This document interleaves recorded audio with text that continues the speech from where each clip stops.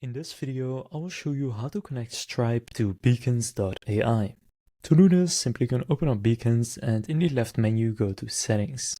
From there you want to click on Payments, and then one of the payment methods is Stripe. So here click Connect.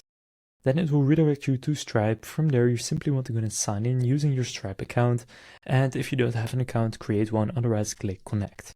Then it will be returning to Beacons, and really that's all you need to do. So just click right there if it doesn't load. Now you can see Stripe has been connected.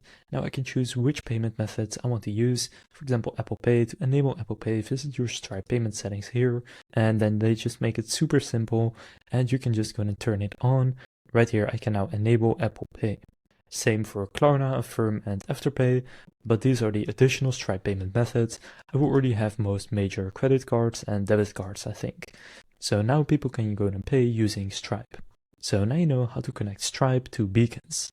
If this video was helpful, please consider leaving a like and subscribing to my channel. With that being said, I will see you in the next video.